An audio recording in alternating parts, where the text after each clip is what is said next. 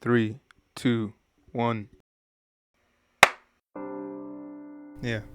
And let's talk about manufactured terrorism. When I say manufactured terrorism, I mean that at least one out of the three terrorist attacks reported by the FBI in the United States were actually created or supported by an FBI agent that led an individual, usually Muslim, almost always Muslim, and aided them with either the weaponry, the bombs, the finances, even to the point where they will actually pay their rent to go ahead and do these crimes of terrorism or acts of terrorism, when without that FBI agent, that individual would not have had the means or the finances or the ability to do so. So what has CAIR's role been with dealing with manufactured terrorism by the FBI? We have been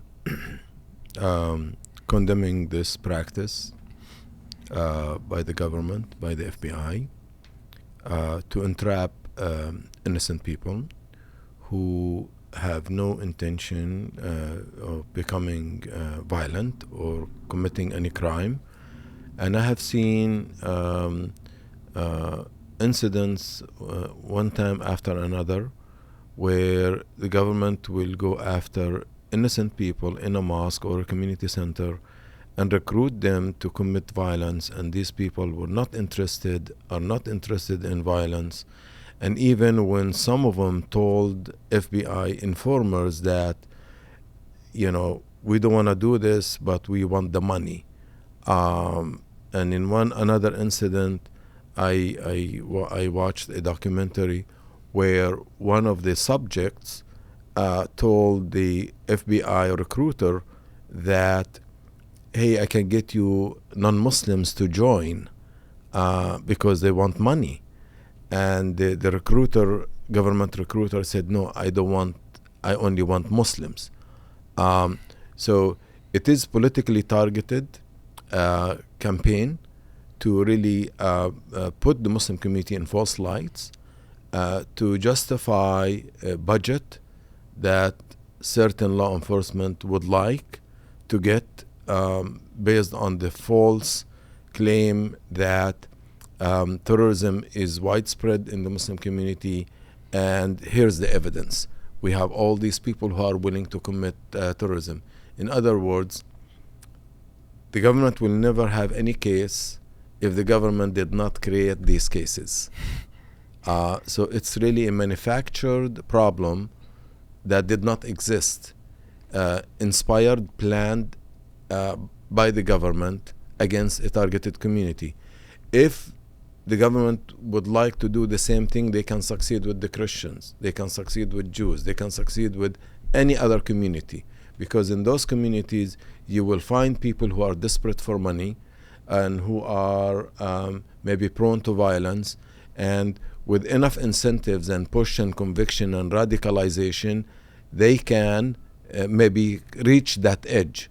So in other words, without the government's involvement and active recruitment and support, none of these things will happen. So it is really a government manufactured phenomenon that it can end if the government wants it to end. And if the government wants it to continue, it will continue, because it is a government-inspired, planned, and executed operation.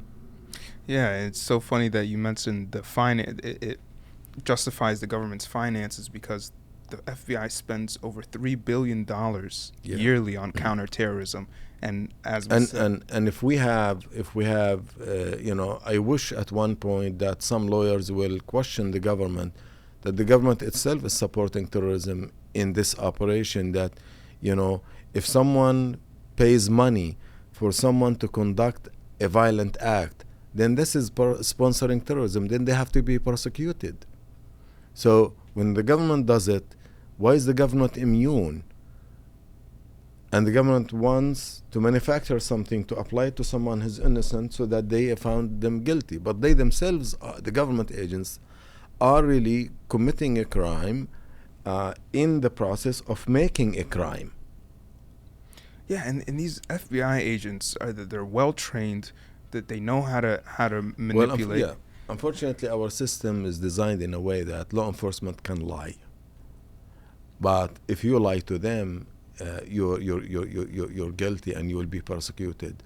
That's really a double standard in our judicial system. You know, then that means we're not equal under the law. There's no equal protection. Why do you give the privilege, judicial privilege, for someone to commit a lie under the law, while other people in the society cannot lie to the same people? So, I mean, lying is not good and should be illegal for any side, but you cannot justify it for one and deprive the others from not doing it.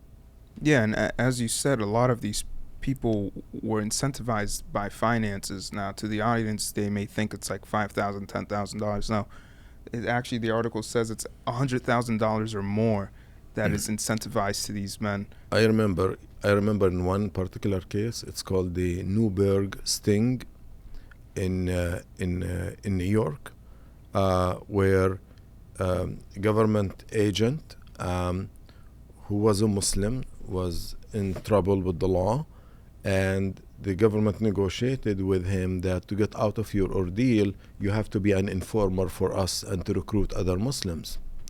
So they used him to go after an African-American mosque attended mainly by poor people. One of these members was recruited in a safe house rented by the government agent across from the mosque.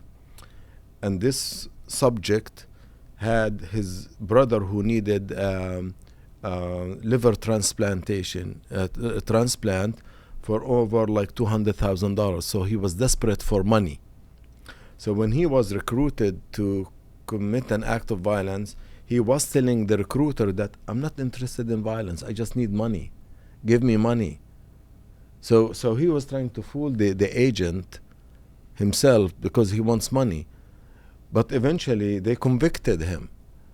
And the other people who were recruited, they did not believe in so-called violent jihad.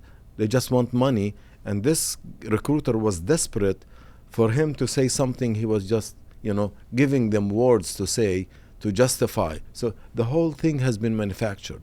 And when one of them said, hey, I have my neighbor who's not Muslim who would like to join, he told them, no, I want only Muslims.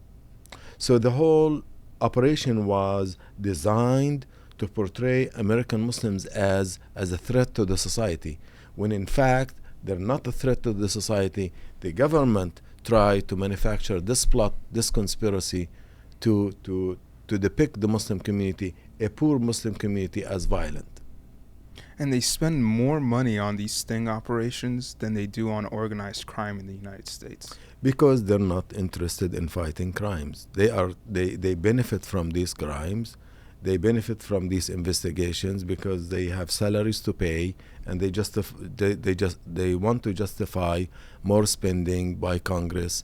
And if they don't have any of these investigations and all these conspiracies and all these entrapments, they will go out of business. Yeah, they won't have the funding. So you see many of these officials, they're proud of conducting many investigations of their own making, of their own manufacturing, because that's what brings them money from Congress. So it is pure corruption.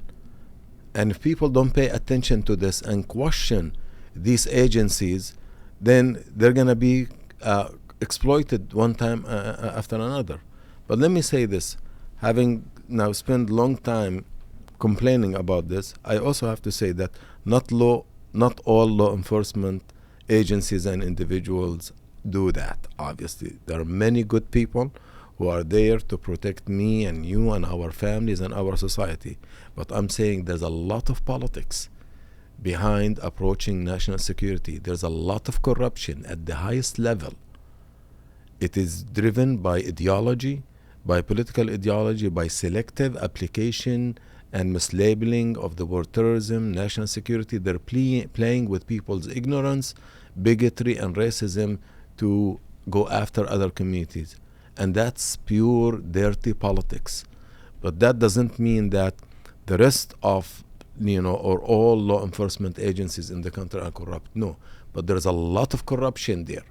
There are many good people who put their lives on the line to defend us, to protect all of us, and I'm grateful for these people. But having said that, there is a lot of corruption, and the Muslim community, African Americans, immigrant communities have been at the receiving end of this corruption, and these corruptions have to be addressed. And it's been weaponized in the past as well, with something like the Patriot Act being passed. Did CAIR have anything to do with the fight against the Patriot Act when it was released? Of course, yeah. The first Patriot Act was enacted after the Oklahoma City bombing, which was done by a non-Muslim, Timothy McVeigh. The Effective Death Penalty and Terrorism Act was enacted then, where secret evidence was approved by Congress, unfortunately, and secret evidence was used in terrorism trials against many people. What does secret evidence mean? That means the government can introduce evidence that the defendant or their lawyers cannot see and cannot argue. So, and that's the definition of injustice. I've never even heard of that. Yeah, it is there. So it was enacted in 1995, and it was more provisions like this were inserted in the Patriot Act after 9/11, and that gave a free hand to law enforcement to go after minorities, mainly Muslims, because of their faith. So when you have pieces of legislation passed to make it lawful to spy on Muslims and organizations and individuals because of their faith, that's a very clear message that the government has embraced and endorsed anti-Muslim discrimination. And didn't the Patriot Act allow the government to arrest Muslims or anyone they thought was a terrorist without even due process? Well, so to start with, it's really a misnomer to call it the Patriot Act. There is nothing patriotic about that act. It was politically chosen to deny the sense of patriotism about people who are accused of being terrorists. So the political choice of that name of the law is designed to stigmatize and marginalize people and accuse them of being guilty of crime automatically. And if you are not with the government on that, then you are not patriotic. And the patriotic thing is just to be silent and see what the government is doing against people. So that's really the politics behind it. But mainly this law gave a free hand for law enforcement to go after people, to spy on them, and to introduce secret evidence in trials. So they succeeded in many places to shut down Muslim organizations and designate people as unlawful and terrorist without really any due process, because it was easy to do that. And for you to understand really the context of this, to see the psyche, the mindset that led to this, can you imagine when you have the President of the United States, you have the U.S. government to launch a major war against Iraq based on fictitious reasons, based on lies, and claims that Iraq had weapons of mass destruction. And years now after that, you discover that this was a lie.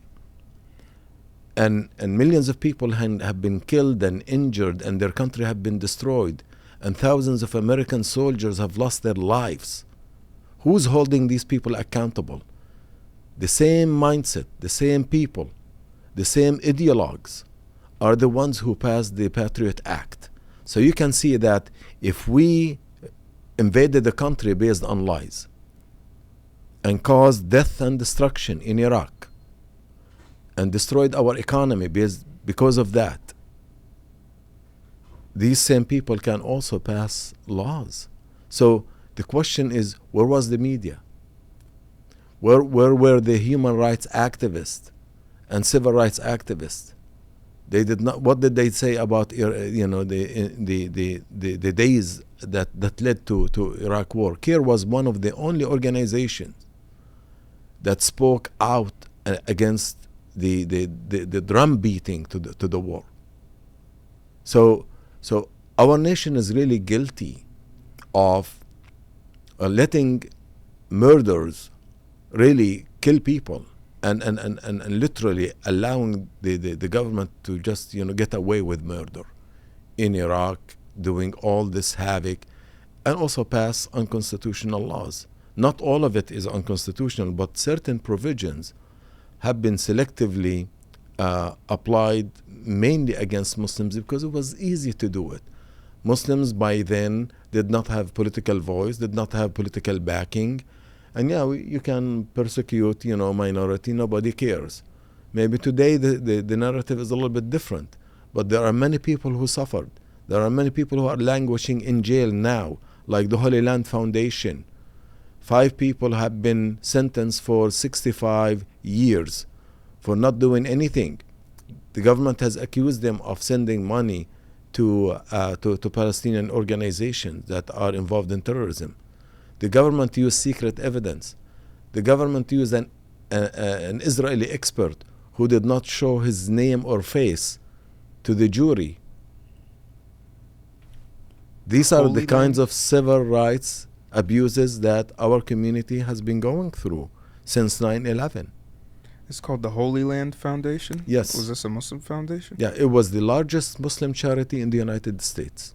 Wow. And when did this lawsuit happen? In 2003, I believe. Okay. Yeah. And the Patriot Act is no longer in place, right? No, it is. It's still there? Yeah, it has a sunset provision. It gets renewed, every few years. Do you think it will get renewed?